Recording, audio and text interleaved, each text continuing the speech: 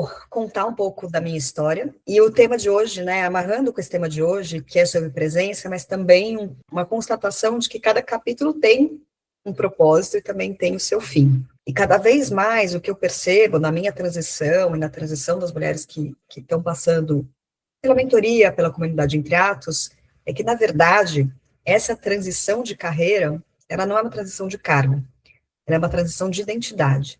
E que a dor, o sofrimento que a gente sente nesse fim tem a ver com essa constatação de que algo está morrendo para uma outra coisa nascer. Isso é a dor, né? Quando a gente perde alguma coisa que a gente gosta, que faz sentido para a gente, que fez sentido por tanto tempo, a gente sente dor. É inerente, a gente passa por um luto. Mas o sofrimento, ele não é, digamos, ele não é obrigatório. E ele vem muito por conta da nossa resistência de aceitar que essa mudança aconteceu. Quer a gente tenha escolhido, a gente não tenha escolhido. E aceitar que esse propósito talvez já tenha sido cumprido. Então, e eu passei por tudo isso, né? Então não estou falando aqui como alguém que não tenha passado por sofrimentos e que não tenha passado pela dor, pelo contrário. Mas acho que eu consegui, no fim, constatar que a minha transição de carreira era um chamado que eu estava ignorando, que ela já estava acontecendo há um tempo. E foi a presença que me fez conseguir passar por isso com sanidade mental, passar por isso fazendo escolhas que fossem coerentes com a pessoa que eu tinha me tornado, e não simplesmente carregando essa identidade do passado, né, tentando a todo custo replicar isso. E eu escolhi como eu queria contribuir com o mundo, né, acho que a minha jornada é uma jornada dessa escolha, onde eu consegui construir um caminho alternativo que está cada vez mais se tornando um caminho financeiramente sustentável.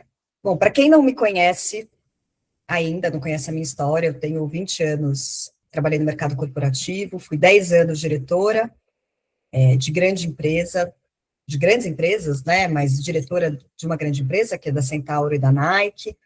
Lá cheguei a C-Level, foi onde eu fiquei os últimos anos. Lá eu trabalhei com fusões, IPOs, construí empresas lá dentro, né? Trabalhei com venture building, então construí 2 startups lá dentro, uma que foi do 0 a 70 milhões. Tinha times grandes, bastante influência. Quem olhava de fora essa carreira, e às vezes até eu, olhando, talvez com menos presença, não tem como ficar melhor. E, ao mesmo tempo, há uns 12 anos eu já vinha numa jornada espiritual. Quando eu comecei a tentar engravidar, tive dificuldade com isso e constatei que estava tudo certo, exceto uma coisa, que meu cortisol estava lá na lua, e meu colesterol estava lá na lua, e minha glicose estava lá na lua, mas do ponto de vista do objetivo que eu queria, estava tudo certo. E eu era magra, ativa, não tinha uma razão para aquilo acontecer. E aí me veio um insight, que foi, e corta o açúcar. E eu fiz isso por um mês. E depois desse um mês, todos os meus exames se regularizaram. Todos. E aí eu percebi que tinha algo nessa história de meditação e na alimentação também, que acho que muda a nossa energia, mas foi uma mudança sutil na minha alimentação, que eu ter meditado 30 dias foi aquele momento de confiança. Falar assim, puxa, tem algo aqui que impacta o meu corpo. A jornada do engravidar durou mais, até porque acho que demora um tempo para o nosso corpo, de fato, responder a tudo que a gente deseja. Mas hoje tenho 2 filhos, um de 7 e uma de 6. Mas a meditação continuou sendo uma constante na minha vida, alguns momentos mais, outros menos. E eu acho que essa autoconexão foi abrindo outros caminhos. Na pandemia, eu acho que eu tentei ainda mais buscar como que eu podia ser uma pessoa melhor. A maternidade também me despertou isso, mas também melhor na empresa, com a minha equipe, com as pessoas, comigo mesma, com a minha família. E isso, para mim, é a jornada espiritual, tá? As pessoas podem ter visões diferentes, mas para mim a jornada espiritual é a nossa busca de querer ser o nosso melhor, com a gente mesmo e com a sociedade, né? Isso foi crescendo e me levou para várias coisas. Eu me aprofundei em comunicação não violenta, comecei a praticar yoga, mais meditações diferentes, fiz vários tipos de curso. E essa questão do desenvolvimento humano começou a ficar mais forte para mim. Começou a ter um tamanho que antes era só ocupado, acho que pela parte dos negócios, da estratégia, dessa motivação da executiva, né? E aí o que aconteceu foi que em maio do ano passado, eu fui desligada, depois de 11 anos, teve uma reestruturação, minha área deixou de existir, e era uma posição alta na companhia, e então recebi essa notícia. E aí eu vou contar uma história aqui que eu nunca contei para ninguém, em público, que foi o dia do meu desligamento, que eu fui lá para a sala do CEO, eu respondia para o CEO do grupo, e ele me chamou no dia que eu voltei de férias, inclusive, e ele falou, Marina, tomei a decisão de te desligar, não tem nada que você poderia ter feito de diferente, você sempre entregou resultado, mas a empresa ficou sem espaço para você. Eu nem sei te explicar exatamente por quê, mas as portas foram fechando aqui. Foi exatamente essa expressão que ele usou. E eu fiquei surpresa, claro, fiquei abalada, até meio trêmula, assim, na hora, mas eu saí da sala, peguei minhas coisas e resolvi descer de escada, eram 3 andares de escada, até para gastar um pouco de energia. E conforme eu fui descendo essa escada, eu senti uma bola, assim, estourar no meu peito, como se fosse uma bola de sabão, que alguém fosse lá e, tuc, estourou, mas ela tinha um peso de uma bola de sinuca. E a sensação foi de alívio, de que alguma coisa no meu peito foi liberada, assim, alguma energia que estava lá. E veio uma voz interna, a mesma voz da meditação, lá do medita e corta o açúcar, veio uma voz que foi, tudo vai ficar bem. E acho que eu guardei essa cena comigo, assim, até para me dar força nos momentos difíceis que continuaram acontecendo, é óbvio, né, não é porque essa epifania aconteceu que depois eu não fiquei pensando lá na frente, o que eu podia ter feito diferente, se poderia ter acontecido de um outro jeito, se eu poderia ter me preparado melhor, se era a coisa certa, se eu deveria voltar, se eu não deveria voltar, mas continua sendo uma âncora para mim, essa sensação no meu corpo e essa voz de que tudo vai ficar bem. E isso para mim são sinais de que tinha algo ali que já não estava me fazendo bem, mesmo que se a Marina daquele momento fosse contar essa história, ela não tinha consciência daquilo. E nada disso quer dizer que não teve um luto. Teve um luto. E não foi um luto pelo salário, pelo cargo, foi um luto pela identidade. Quando eu decidi empreender, eu fiquei perdida, assim, quem sou eu sem o crachá? Eu senti os impactos de sair, os impactos de não ser chamada para eventos, palestras, coisas que eu era chamada, até de pessoas que estavam sempre buscando a minha atenção desaparecerem. Eu marcava com as pessoas, elas simplesmente não apareciam. Isso nunca aconteceu comigo na minha posição corporativa. Então, eu realmente comecei a me perguntar, quem sou eu sem esse crachá? Quanto desse respeito, dessa atenção, dessa vontade de estar comigo, era comigo, ou era o crachá que podia abrir portas para alguma coisa que essa pessoa, no fim, queria, né? Mas, ao mesmo tempo que eu senti esse luto, eu percebi que ia ser um erro eu tentar segurar um capítulo que já tinha acabado. Aquele capítulo já tinha acabado. Podia até ser que eu voltasse como executiva para outra empresa, mas aquilo já não estava mais fazendo sentido, né? E que eu não queria me segurar numa caixinha só para me sentir segura. Até porque eu percebi que segurança não existe. Essa segurança desaparece do dia para a noite.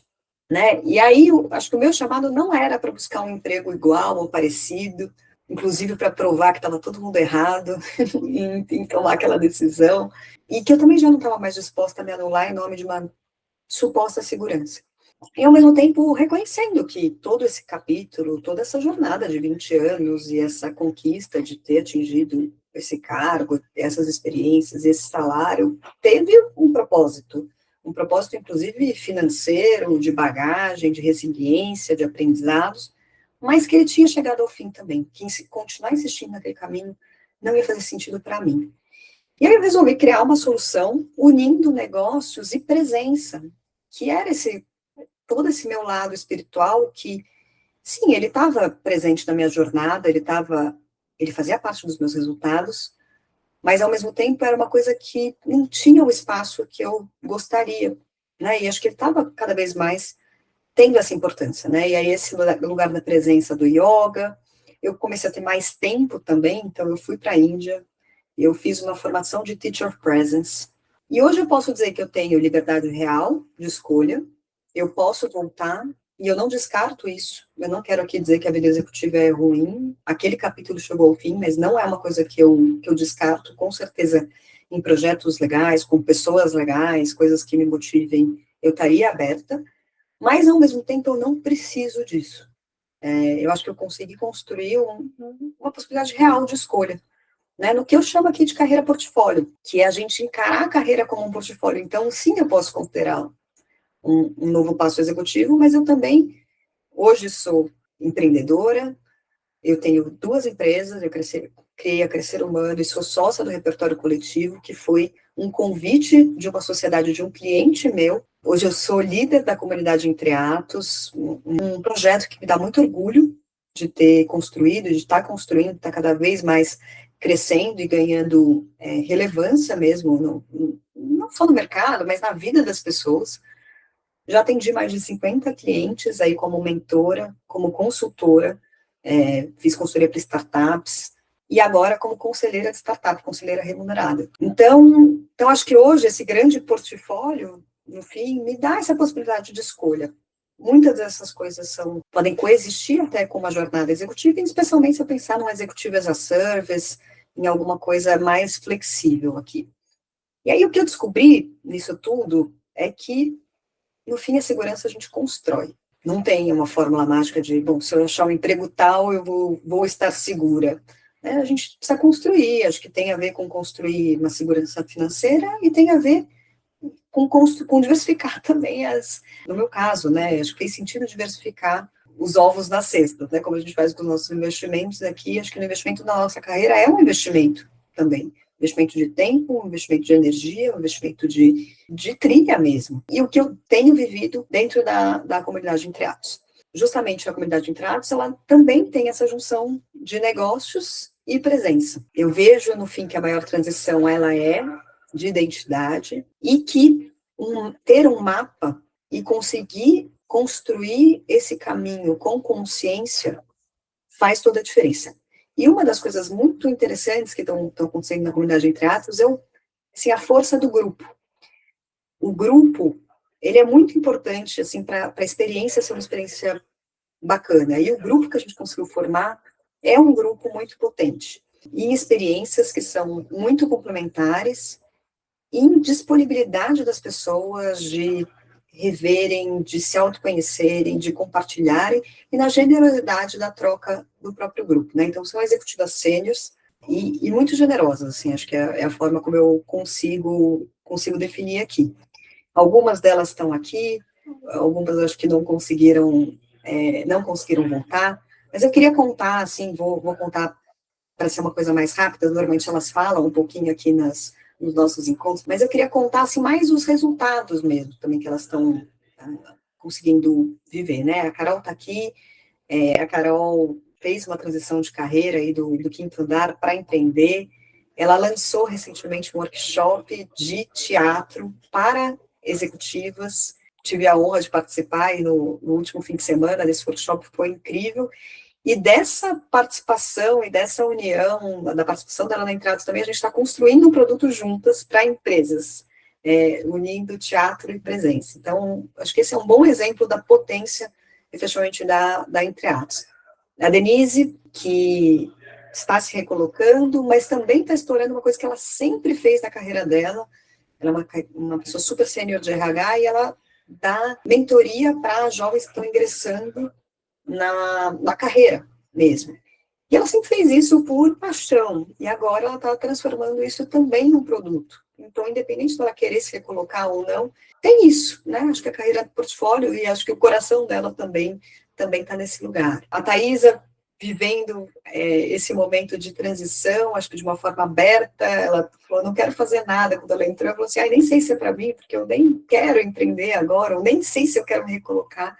e ela está explorando, acho que, esse autoconhecimento, ter mais tempo também, e mesmo não sabendo, ela já participou de 2 projetos aí, de ajudando empreendedoras. A Marina, que estava aqui com a gente, não sei se ela conseguiu entrar de volta, mas que também tinha só como único foco se recolocar, e agora está dando consultoria, já pegou vários projetos, e tem se aprendido um pouco mais sobre ela e muito mais explorando novas possibilidades, e eu acho que construindo novas linhas no nosso currículo também. Quando a gente faz isso, a gente conhece novas pessoas, a gente vive novos projetos, por que não a transição ser um lugar onde a gente também aprende, também vive, também acumula experiência, né? A Raquel também já vinha dando consultoria, já tinha empreendido no passado, não deu certo, voltou para o mercado corporativo, e aí nessa saída voltou a considerar o empreendedorismo aqui como consultoria e também como está construindo um projeto de mentoria. A Ale, também como executiva, acho que a Ale está aqui também com a gente, já tinha um projeto, ela já vinha exercendo a carreira portfólio, então já tinha um projeto dela, que é o Life Design, um projeto autoral, e aí está fazendo isso, acho que agora de uma forma mais intencional, mais consciente, revendo precificação, revendo a forma de comunicar isso, então tenho certeza que vai ser um novo capítulo diferente e mais potente, né? E a Karen, que é a mais nova participante aqui também, acho que está bem nessa fase de organização, está fora do país, então também tentando aqui entender como que ela consegue fazer essa jornada lá fora, e acho que tem contribuído também bastante com a gente aqui, trazendo também informações, inclusive de uma carreira internacional, que acho que pode servir para outras pessoas que também tenham esse interesse. Então, tentei dar uma passada aqui, mas acho que de longe, acho que uma parte grande do valor é esse grupo que a gente formou e esse ambiente seguro de troca para viver essa jornada. E aí, muito rápido, mas o programa da Entre Atos, ele tem vários pilares, como eu falei, que une negócios e presença. Então, tem um diagnóstico que eu faço, e aí eu faço pessoalmente, e dou uma devolutiva, ela é assíncrona, mas é uma análise que eu faço, então vocês preenchem um formulário e recebem uma devolutiva, essa devolutiva serve tanto para insights para a sua jornada, seja ela de recolocação ou de um novo negócio, quanto também para orientar na trilha da própria Entre Atos. Tem workshops que são mão na massa, que tem um pre-work, a gente faz junto ao workshop, é muito participativo, e ele tem vários temas, tanto lutas e liberdade, conectando todos esses pontos da nossa carreira para construir esse próximo capítulo, precificação, venda, validação, posicionamento, rotina, como dar o start do seu negócio. Então, são todas dinâmicas, elas ficam gravadas, então quem entra agora pode assistir o que já passou, que a gente vai voltando nesses temas com metodologias diferentes. Semanalmente tem uma sessão de presença, justamente para a gente lidar com esse barulho mental que pode tornar a nossa jornada muito mais pesada do que ela precisa ser, e trazendo recursos, facilitação mesmo para lidar com essas questões mais mentais e emocionais que acho que vão sujando aqui a nossa lente. E tem o hot seat, que é um momento onde cada uma pode trazer individualmente a sua dúvida, onde está travando, ou dúvida que teve de algum workshop, algum insight para a gente trabalhar em mais profundidade, e também um espaço de laboratório, onde a gente também pode se experimentar, aí trazendo as nossas soluções. Por exemplo, a Carol a gente combinou hoje, inclusive, ela vai experimentar essas técnicas de teatro online na própria Entre Atos, né? Então, acho que é um jeito também de ter um ambiente seguro para praticar. De novo, acho que transição é um reencontro, não precisa ser uma ruptura, tanto para mulheres que querem, que estão em transição e querem se realocar quanto empreender, porque acho que essa coisa da narrativa, do posicionamento, a gente entender melhor a nossa história, ela serve para uma entrevista e serve, obviamente, também se a gente quer comunicar um novo negócio. Também para mulheres que estão no cargo executivo, mas já querem começar a construir esse caminho, esse plano B, então acho que é um espaço onde dá para conhecer esse mapa e já ir trabalhando nessas possibilidades, né? A própria Denise falou semana passada, puxa, como eu queria ter sabido disso 5 anos antes. nunca é tarde, porque tem gente que está com 50, 50 e tantos e ainda não, né, não se deu conta disso mesmo. Mas então nunca é tarde para a gente começar, mas acho que quanto antes, melhor. Eu também gostaria de ter sabido isso uns 5 aninhos antes, acho que poderia ter tornado esse caminho muito mais suave. E ou até para empreendedoras que ainda não estabilizaram, que já estão empreendendo, mas não estabilizaram. A minha experiência é que essa estabilização ela leva uns 3 anos. Para alguns mais rápido, para outros um pouquinho mais devagar, para estabilizar bem o negócio, falar assim, puxa, agora isso aqui é previsível, eu estou estável, não quer dizer que não dê para colher muitos frutos rápido, inclusive, né, como até a história da própria Marina conta, mas acho que dizer que está estável, confortável, que tem um negócio previsível, acho que pode levar mais tempo. Então, quanto antes também, acho que melhor.